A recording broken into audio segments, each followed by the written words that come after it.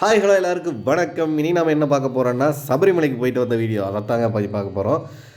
ஆக்சுவலாக நான் 3 வருஷம் போட்டிருக்கு இதுக்கு முன்னாடி. இது 4வது வருஷம். இந்த வருஷம் இன்னும் ஸ்பெஷல். ஏன் அப்படின்னா நான் வந்து பெருவழியில் போனேன். ஸோ அதை பற்றி தான் இந்த வீடியோவில் காட்ட போகிறேன். வாங்க வீடியோக்குள்ளே போய் இதை பற்றி எல்லா டீட்டெயிலும் தெரிஞ்சுக்கலாம். ஃபஸ்ட்டு பார்த்தீங்கன்னா சபரிமலைக்கு போகிற முன்னாடி இருமுடி கட்டணும். நான் தலையில் வச்சுருக்கேன் பார்த்தீங்களா, அதுக்கு பேர் இருமுடி. இருமுடியில் என்னென்னா நெய் தேங்காய் இருக்கும். நெய் தேங்காய் வந்து நம்ம வேண்டி மனசில் என்ன வேண்டுதல் வச்சுருந்தோமோ அதை நினச்சிட்டு தேங்காய்க்குள்ளே நெய்யை ஊற்றி அந்த நெய்யை தான் கொண்டு போய் சபரிமலையில் உடைப்போம். ஸோ அதுதான் அந்த நெய் தேங்காய், அதுதான் தலையில் இருக்கும். ப்ளஸ் அதில் அரிசி இருக்கும். ஸோ இதுதான் இருமுடிகள் இருக்கும். இருமுடி கட்டிட்டு நாங்கள் அங்கேருந்து நேராக கிளம்பிட்டேங்க. எங்கன்னா டேரெக்டாக சபரிமலைக்கு போக முடியாது. நாங்கள் வந்து பெருவழியில் போகிறங்காட்டி எரிமேலி அப்படிங்கிற ஒரு ஏரியா தான் போனோம்.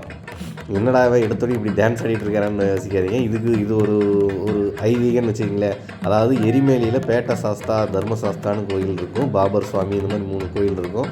இந்த இதுதாங்க பாபர் சாமி. அதாவது எனக்கு தெரிஞ்சு இந்தியாவிலேயே ஒரு இந்து கோயிலும் முஸ்லீம் மசூதியும் ஒரே இடத்துல இருக்கிறதுனா அது சபரிமலையில் தான் நினைக்கிறேன். அந்த மாதிரி ஒரு இடம் தான் அது. ஸோ அங்கே வந்து இந்த மாதிரி டான்ஸ் ஆடிட்டு போகிறது தான் வந்து ஒரு கல்ச்சர். ஸோ அதை முடிச்சுட்டு எரிமேலியிலேருந்து டேரெக்டாக நம்ம சபரிமலைக்கு மேலே நடக்க ஆரம்பிச்சிட்டாங்க. இதுதான் பெருவழி. பெருவழியில் ஃபஸ்ட்டு ஸ்டார்டிங் ஒரு 7 to 8 கிலோமீட்டர் பார்த்திங்கன்னா இந்த மாதிரி தார் ரோடு தான் இருக்கும் ஃப்ரம் த பிகினிங். அதாவது எரிமேலிங்கிற ஏரியாவிலேருந்து ஃபுல்லாக சபரிமலை சன்னிதானம் வரைக்கும் நடக்கிறது பேர் தாங்க பெருவழி.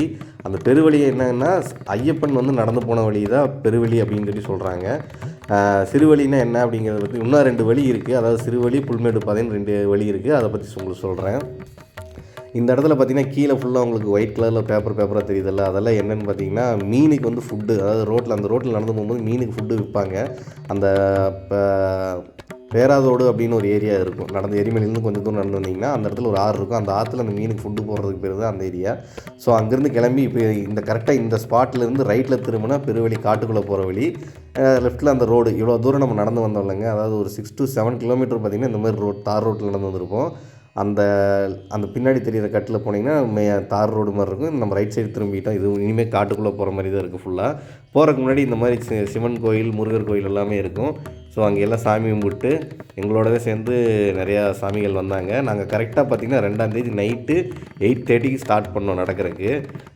கிட்டத்தட்ட ஒரு 1 hour கிட்ட நடந்திருப்போம். நாங்கள் 9:30 அப்படிங்கிற ஒரு 7 கிலோமீட்டர்ஸ் அப்படிங்கிறது கிராஸ் பண்ணிட்டோம்.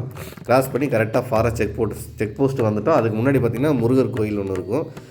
முருகர் கோயில், விநாயகர், இந்த மாதிரி நிறையா கோயில்ஸ் இருக்கும். அந்த கோயிலுக்கு முன்னாடி கோயிலில் சாமி கும்பிட்டு அங்கே தண்ணி நிறையா அந்த மூலிகை தண்ணியெல்லாம் கொடுப்பாங்க. அங்கே குடிச்சிட்டு அங்கேருந்து டேரெக்டாக நாங்கள் வந்து ஃபஸ்ட்டு இது தாங்க ஸ்டார்ட்டு ஃபாரஸ்ட்டு செக் போஸ்ட்டோட ஃபஸ்ட்டு செக் போஸ்ட் இதுதான் வந்து பெருவழியோட ஸ்டார்ட்டு. ஏன்னா இங்கேருந்து தான் உங்களுக்கு ஃபுல்லாக ஃபாரஸ்ட் ரூட் ஸ்டார்ட் ஆகும். ஸோ இங்கேருந்து உங்களுக்கு ஃபுல்லாகவே கம்ப்ளீட்டாக ஃபாரஸ்ட் தான், நமக்கு வேறு எந்த இதுவுமே இருக்காது. வேறு என்னென்னு பார்த்திங்கன்னா இங்கே வந்துட்டு உங்களுக்கு ஒரு போர்டு வச்சுருப்பாங்க. இங்கேருந்து தான் உங்களுக்கு இந்த காலக்கட்டி, அழுதக்கடவு, கல்லிடங்குன்று இதெல்லாம் இருக்குது பார்த்திங்களா. அதை உங்களுக்கு பின்னாடி ஃபுல்லாக எக்ஸ்பிளைன் பண்ணுறேன். அதாவது இந்த செக் போஸ்ட்லேருந்து எத்தனை கிலோமீட்டர் அப்படிங்கிறத வந்து இங்கே மென்ஷன் பண்ணியிருப்பாங்க. செக் போஸ்ட்லேருந்து கரெக்டாக நம்ம சன்னிதானத்துக்கு பார்த்திங்கன்னா 30 கிலோமீட்டரு. அதுக்கு முன்னாடி இந்த செக் போஸ்ட் தாண்டி நிறைய செக் போஸ்ட் இருக்குது. அதுகளுக்கெல்லாம் அந்த கிலோமீட்டர் உங்களுக்கு மென்ஷன் பண்ணியிருக்காங்க. உங்களுக்கு போகிற வழியில் நான் உங்களுக்கு அப்படியே காட்டிகிட்டே வர்றேன். நம்ம ஃபஸ்ட்டு செக் போஸ்ட் தாண்டினோடனேயுமே ஒரு கோயில் இருக்கும். அங்கே சாமி கும்பிட்டு ரொம்ப இருட்டாக இருந்துச்சு. ஏன்னா நாங்கள் ஒரு 10:30 அப்படிங்கிறது தான் நாங்கள் செக் போஸ்ட்டில் கிராஸ் பண்ணி அப்படி ஒரு தூரம் நடந்து போனோம். ஸோ ரொம்ப இருட்டாக இருந்தது. அதனால் பெருசாக வீடியோ தெரியலன்னா தப்பாக எடுத்துக்கூடாது. அங்கேருந்து கொஞ்சம் தூரம் நடந்து போய் கரெக்டாக காலக்கட்டிக்கு முன்னாடி ஒரு இடத்துல நாங்கள் தங்கிட்டோம். இந்த இடத்துக்கு பேர் என்ன, இதுக்கு பேர் விரி அப்படிம்பாங்க.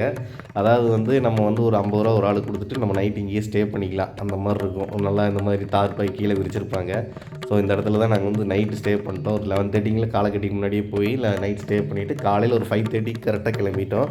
காலக்கட்டியில் நாங்கள் 5:30 சாமி கும்பிட்டு அங்கேயே நம்ம பாத்ரூமு எல்லாம் முடிச்சுட்டு அப்புறம் அப்படியே அன்னதானம் அங்கே போட்டாங்க. போகிற வழியில் ஃபுல்லாக நிறைய இடத்துல அன்னதானம் போட்டாங்க. ஸோ அன்னதானத்தையும் அங்கேயே நாங்கள் சாப்பிட்டோம்.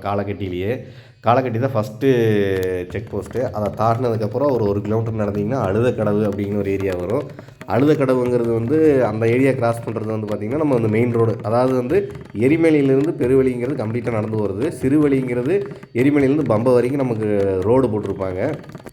ஸோ அந்த ரோட்டில் போய் அங்கேருந்து பம்பையிலேருந்து நடந்து போகிறதுக்கு பேர் தான் சிறுவழி.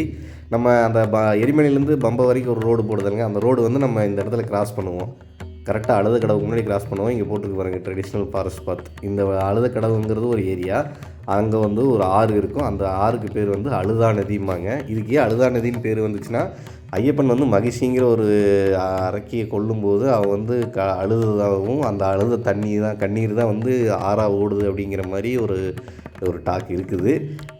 ஸோ அதனால தான் இதுக்கு பேர் அழுதா நதிம்பாங்க. இந்த இந்த இந்த அழுதா நதியில் இன்னொரு ஸ்பெஷல் என்னென்னா, ஐயப்பன் கோயில் இந்த மாதிரி பெருவழியில் போகிறவங்க எல்லாருமே இந்த அழுதா நதியில் குளிச்சுட்டு இந்த அழுதாணிலேருந்து ஒரு சின்ன கல் ஒன்று எடுத்துகிட்டு போவாங்க. அதுக்கு மேலே போய் கல்லிடங்குன்றுன்னு ஒரு ஏரியா இருக்கும். அந்த அந்த இடத்துல அந்த கல்லை வந்து போடணும் மேலே நடந்து போய். இதுதாங்க அழுதாமேடு. அழுதாமேடு வந்து ரொம்பவே அந்த பெருவழியில் டஃப்பான ஒரு ஏரியா. 2 இடம் இருக்குங்க.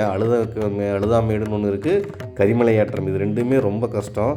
இந்த பாட்டும் கூட உங்களுக்கு ஒரு கரிமலை ஏற்றம் கடினம்னு அதே மாதிரி தான் அழுதாமேடும். இது ரெண்டுமே ரொம்பவே பெருவழியில் ரொம்ப கஷ்டம். ஸோ பெருவழியில் நாங்கள் போகும்போது இந்த மாதிரி எங்களோட சேர்ந்து நிறையா சாமிகள் ஏறி வந்தாங்க. நாங்கள் அழுதாவில் கிளம்பும்போது பார்த்திங்கன்னா காலையில் ஒரு 7 to 8:30 இருக்கும். 8:30க்கு நாங்கள் அங்கே கிளம்பிட்டோம் குளிச்சுட்டு. அழுதா நதியிலேருந்து ஏறி நேராக போகிற வழியில் பார்த்திங்கன்னா இந்த மாதிரி யானை சாணம் அப்போ தான் ஃப்ரெஷ்ஷாக ஒரு 10 minutes முன்னாடி தான் கிராஸ் ஆகின மாதிரி இருந்தது. ஏன்னா பக்கத்தில் ஃபாரஸ்ட் ஆஃபீஸர்லாம் நிறைய பேர் நின்றுட்டு இருந்தாங்க நாங்கள் போகிற வழியிலலாம்.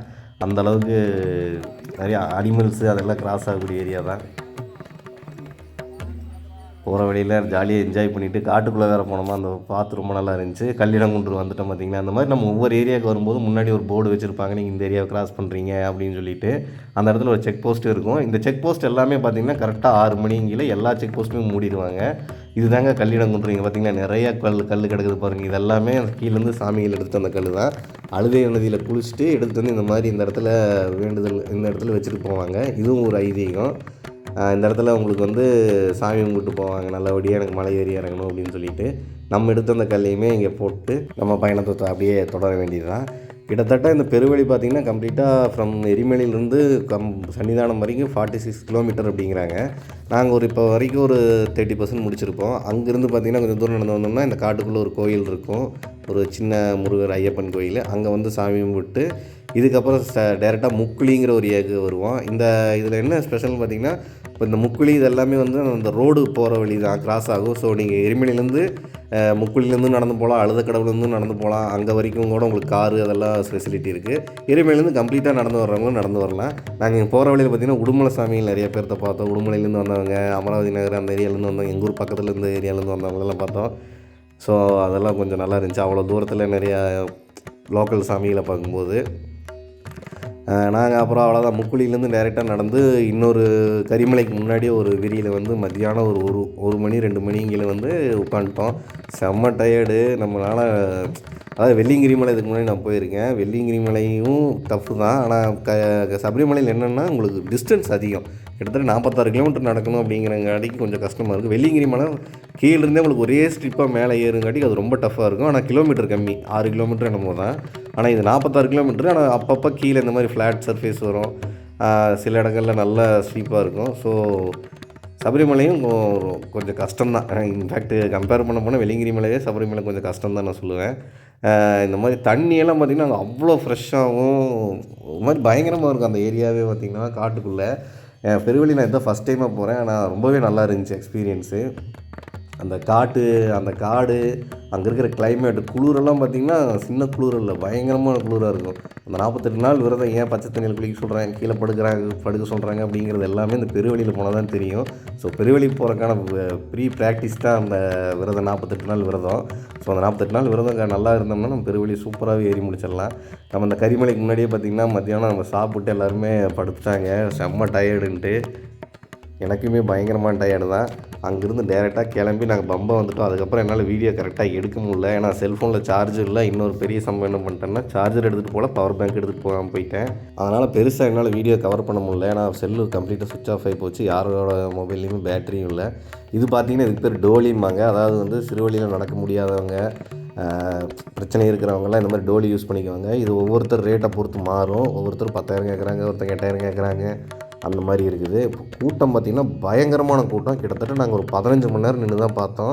பம்பையிலேருந்து நாங்கள் சாமி பார்க்கும்போது கிட்டத்தட்ட 15 மணி நேரம் ஆயிடுச்சு. பயங்கரமான கூட்டத்தில் மாட்டிக்கிட்டோம். என்னால் வீடியோ கரெக்டாக எடுக்க முடியல. இதுக்கப்புறம் அங்கே கூட்டத்திலலாம் நின்று சாமி பார்த்துட்டு வெளியே வரும்போது பார்த்திங்கன்னா காலையில், அதாவது மதியம் முன்னத்த நாள் மதியம் 12 மணிக்கு ஸ்டார்ட் பண்ணி அடுத்த நாள் காலையில் 3 மணிக்கு தான் சாமியை பார்த்தோம். அங்கேருந்து கிளம்பும்போது மார்னிங் ஒரு 8:30 கிட்ட ஆயிடுச்சு. சாமி பார்த்துட்டு நெய் தேங்காய் உடச்சிட்டு நெய் விஷயமெல்லாம் முடிச்சுட்டு அரவணை பாயாசம் எல்லாத்தையும் வீட்டுக்கு வாங்கிட்டு அங்கேருந்து நாங்கள் டேரெக்டாக கிளம்பிட்டோம். வேறு எங்கேயுமே போகல. கீழே பம்பை வந்து எரிமலை வந்து கார் எடுத்துகிட்டு வீட்டுக்கு வந்துட்டோம். வீடியோ அவ்வளோதான். வீடியோ பிடிச்சிருந்தா லைக், ஷேர் அண்ட் சப்ஸ்கிரைப் பண்ணிடுங்க. மறக்காமல் வீடியோ எப்படி இருந்துச்சு கமெண்ட் செக்ஷனில் சொல்லிட்டு போங்க. சேனலை மறக்காமல் சப்ஸ்கிரைப் பண்ணிடுங்க. ஸோ வேறு நல்ல வீடியோவை பார்க்கலாம். டடா, பை பாய்.